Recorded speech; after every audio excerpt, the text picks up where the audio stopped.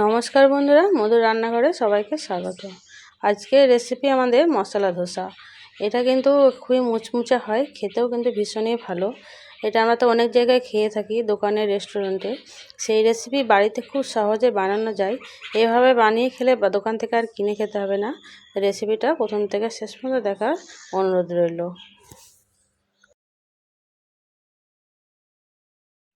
ধোসার জন্য ব্যাটার বানিয়ে নিতে হবে। তার জন্য আমি একটা পাত্র নিয়েছি আর নেব একটা বাটি। আমি এই বাটির মাপে সব কিছু নেব। আপনারা যে কোনো কাপ, মেজারমেন্ট কাপ নিতে পারেন। এই বাটিতেই আমি 3 বাটি চাল নেব।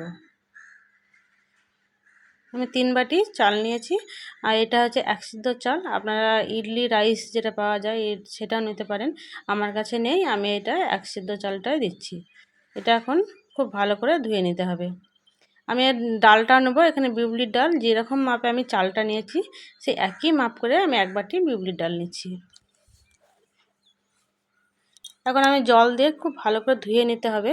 যতক্ষণ না পরিষ্কার জল আসে জলটাকে পাল্টে পাল্টে চালগুলোকে ভালো করে ধুয়ে নিতে হবে। খুব ভালো করে ধুয়ে নেওয়া হয়ে গেছে, পরিষ্কার জল এসে গেছে। এটা এখন 7 থেকে 8 ঘন্টা ভিজিয়ে রাখবো। একই সঙ্গে আমি ডালটাকেও আমি ধুয়ে রেখেছি, ডালটাও 7 থেকে 8 ঘন্টা ভিজিয়ে রাখবো। চালগুলো আমার ভেজানো টাইম হয়ে গেছে 7 থেকে 8 ঘন্টা। খুব সুন্দর এটা ভিজে গেছে। এখন এটা ব্যাটার বানিয়ে নিতে হবে। ডালটাও খুব সুন্দর ভিজে গেছে। একটু হাতে চাপ দিলে ডালগুলো ভেঙে যাচ্ছে। খুব সুন্দর ভিজে গেছে। এটাকে আগে ব্যাটার বানিয়ে নিতে হবে। আমি ডালটাকে আগে ব্যাটার বানাবো, তো চালটাকে পরে নেব। একসঙ্গে বানাবো না ব্যাটার, চাল আর ডাল একসঙ্গে আলাদা আলাদা করে ভিজিয়ে রেখেছি, আলাদা করে বেটে নিতে হবে। সব ডালটা দিয়ে দিচ্ছি। এখানে যতটুকু জলের প্রয়োজন হবে জল দিয়ে ব্যাটারটা বানিয়ে নিতে হবে। আর একদম মিহি করে ব্যাটার বানাতে হবে। মিহি করে ব্যাটার বানানো হয়ে গেছে। একদম মিহি করে বানিয়ে নিয়েছি, যেন কোনো দানা দানা না থাকে সেরকমভাবে বানিয়ে নিতে হবে। একটা পাত্রে এখন ঢেলে নিতে হবে। পাত্রে ঢেলে নেওয়া হয়ে গেছে। একটা এরকম হুইস্কার নিয়েছি, খুব ভালো করে এখন 2 থেকে 3 মিনিট ফেটিয়ে নিতে হবে। 2-3 মিনিট ভালো করে ফেটিয়ে নেব, যাতে হালকা হয়ে যায় সেরকমভাবে একটু ফেটে নেব। খুব সুন্দর ফেটানো হয়ে গেছে, একদম হালকা হয়ে গেছে ব্যাটারটা। এখন এটাকে ফেটিয়ে সাইডে রেখে দিতে হবে। এবার চালগুলো বেটে নিতে হবে। ওই জারের মধ্যে চালগুলো আবার দিয়ে দিচ্ছি। ওই একবারে সবগুলো বাটা যাবে না, তাই আমি দুবারে এটা ব্যাটারটা বানিয়ে নিতে হবে। এখানেও যতটুকু বাটতে জল লাগবে ব্যাটারটা বানাতে, জল দিয়ে মিহি করে ব্যাটার বানিয়ে নিতে হবে। মিহি করে ব্যাটার বানানো হয়ে গেছে।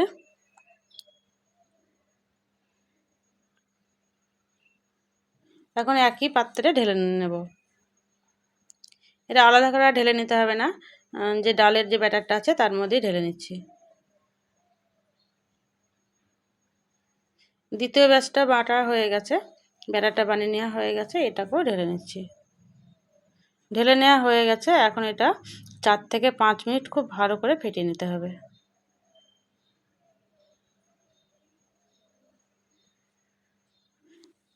4-5 মিনিট খুব ভালো করে ফেটিয়ে নেব। একটু হালকা যেন হয় সেরকমভাবে ব্যাটারটা ফেটিয়ে নিতে হবে।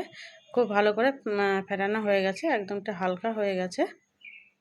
এটা অনেকটাই আছে, হয়তো পড়ে যেতে পারে, উপচে পড়ে যেতে পারে, তা আমি একটু কমিয়ে নেব। দুটো পাত্রে এটা ঢেলে নেব।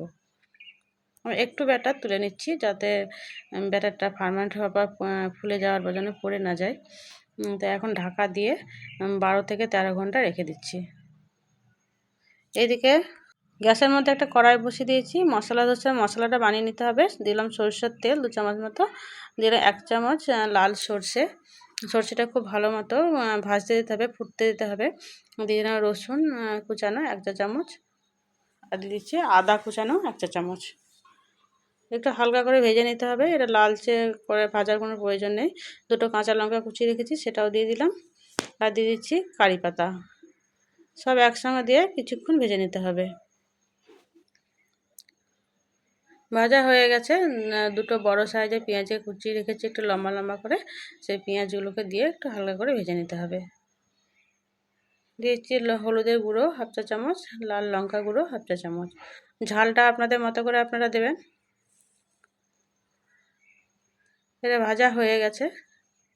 আগে থেকে যে আলুটা সেদ্ধ করে রেখেছি, আলুগুলোকে আমি হাতে করে এরমভাবে ম্যাশ করে দেবো।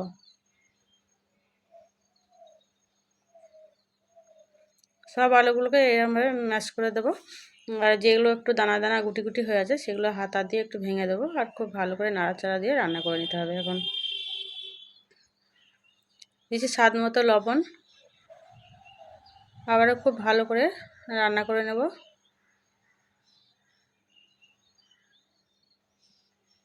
পুরো আমাদের একদম এখন রেডি প্রায়। দিয়েছি সবশেষে ধনেপাতা 1 মুঠো। ধনেপাতা দিয়ে খুব ভালো করে নাড়াচাড়া করে রেডি আমাদের পুর। এটা এখন পাত্রে এখন ঢেলে নেব, আর একটু ঠান্ডা হওয়ার জন্য সাইডে রেখে দেবো।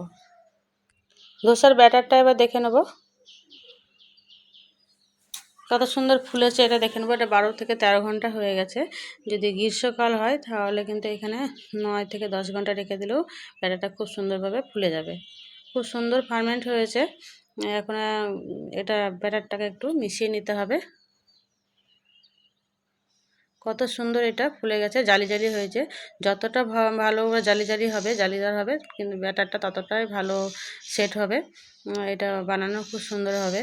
এই ব্যাটার দিয়ে আপনার ইডলি, ধোসা, আপাম বা সেট ধোসা সব কিছুই বানাতে পারবেন একই ব্যাটারে। আমি আরেকটা পাত্রে দিয়েছিলাম, সেটাও দেখাচ্ছি কত সুন্দর জালি হয়েছে। খুব সুন্দরভাবে এটা জালি হয়ে গেছে। একসঙ্গে মিশিয়ে ফেটে নেব। খুব ভালো মতো ফেটানো হয়ে গেছে। আমি পাত্রে কিছুটা তুলে রাখছি, যতটুকু প্রয়োজন ততটুকু নেব, আর বাকিটা ফ্রিজে রেখে দেবো। যখন ইচ্ছা হবে বানাতে তখন এই ব্যাটারই বানিয়ে খাওয়াতে। এই ব্যাটারটা এখন 5 থেকে 7 দিন এটা রেখে দিতে পারবেন, নষ্ট হবে না। দিলাম স্বাদ মতো লবণ আর 1 চা চামচ চিনির গুঁড়ো। চিনির গুঁড়োটা দিলে খুব সুন্দর কালার আসে, আর স্বাদটাও কিন্তু ভালো হয়। আর একটু ঘন আছে, তার জন্য একটু জল লাগবে। হ্যাঁ, 1 হাতা আমি জল দিয়ে দিচ্ছি। জলটা দিয়ে খুব ভালো করে ফেটে নিতে হবে। খুব ভালো করে একবার ফেটে নিতে হবে। ভালো করে ফেটানো হয়ে গেছে। এখানে কোনো খাবার সোডা বা ইনো কিছুই লাগবে না। এটা এইরকমভাবেই বানানো যাবে। খুব সুন্দর এটা হয়েছে, আর ঘনত্বটা এইরকম হতে হবে। এবার ধোসাগুলো বানিয়ে নিতে হবে। গ্যাসের মধ্যে একটা ননস্টিকের তাওয়া বসিয়ে দিয়েছি, আর তাওয়াটা খুব ভালো করে গরম করে নিতে হবে। খুব হাই হিট দিয়ে গরম করে নিতে হবে। হিটটা যদি খুব ভালো মতো না হয় তাহলে কিন্তু ধোসাগুলো ভালো হবে না। খুব ভালো করে গরম করে নিয়ে 1 চামচ তেল দিয়ে দিলাম। তেলটা দিয়ে খুব ভালো করে লাগিয়ে নিতে হবে, আর দিতে হবে কিছুটা জল ছিটিয়ে দিতে হবে। যে খুব হাই হিট হয়েছে সেই হিটটা একটু টেম্পারেচারটা নর্মালে আসার জন্য জলটা দিয়ে একটা কাপড় দিয়ে খুব ভালো করে মুছে নিতে হবে। যতবার ধোসা বানানো হবে ততবার কিন্তু এই প্রসেসটা করতে হবে। কাপড় দিয়ে মুছে নিতে হবে একটু জল দিয়ে। ওই তাওয়ার মধ্যে 1 হাতা ব্যাটার দিয়ে এভাবে ধোসাটা বানিয়ে নিতে হবে। গোল করে হাতার পিছন দিয়ে দিতে হবে, তাহলে ধোসাটা কিন্তু খুব সুন্দরভাবে বানানো হবে। এখন একটা দিক শুকনো শুকনো হতে দিতে হবে। আপনাদের কাছে যদি লোহার তাওয়া থাকে সেটাতে কিন্তু খুব ভালো হয়, কালারটা খুব সুন্দর আসে। ননস্টিকের তাওয়াতে কালার আসে কিন্তু অতটা ভালো কালার আসে না। আমার কাছে বড় তাওয়া নেই, ছোট আছে রুটি বানানো, আর রুটি বানানো তাওয়াতে কিন্তু ধোসাগুলো উঠবে না, ভেঙে ভেঙে যাবে। তাই আমি ননস্টিকের তাওয়াতেই বানিয়ে নিচ্ছি। দিয়ে দিলাম 1 চামচ মতো তেল। আপনারা এখানে বাটার বা ঘিও দিতে পারেন, আমি তেল দিলাম। আর তাওয়াটা তো অনেকটাই বড় গ্যাসের থেকে, তাই একটু ঘুরিয়ে ঘুরিয়ে হিটটাকে চারিদিকে দিতে হবে। এইভাবে চারিদিকে হিটটা দিলে ধোসাটা কিন্তু উঠবে খুব সুন্দরভাবে, তাছাড়া চিপকে লেগে যেতে পারে। খুব সুন্দর কালারটা এসে গেছে। আমি দিয়ে দিচ্ছি ধোসা মশলাটা মাঝখানে দিয়ে দিচ্ছি। আপনাদের যতটুকু প্রয়োজন দিয়ে দেবেন। এইভাবে এবার রোল করে নিতে হবে। 2 হাতের সাহায্যে এইভাবে রোল করে নিলেই আর রেডি আমাদের মশলা ধোসা।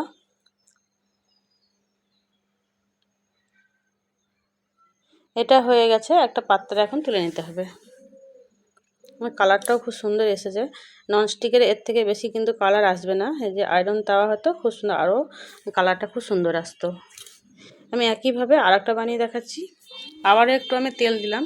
এখানে বারবার তেল দিতে না চাই, তো একটু জলের সঙ্গে 2 চামচ তেল মিশিয়ে রাখলে সেই জলটা এরকমভাবে ছিটিয়ে দিলেই কিন্তু হয়ে যাবে, বা আলাদা করে আর তেল লাগাতে হবে না। আমি আলাদা করে দিলাম। আবার ওই কাপড় দিয়ে পরিষ্কার করে নিতে হবে।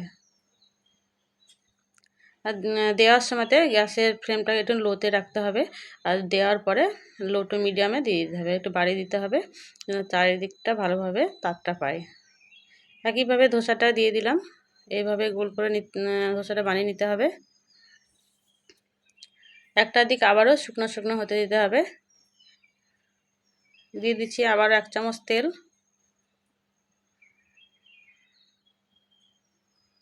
চারিদিকে এরমভাবে লাগিয়ে নিতে হবে। এই তেলটা দেওয়ার কারণে মুচমুচে হবে আর কালারটা খুব সুন্দর আসবে।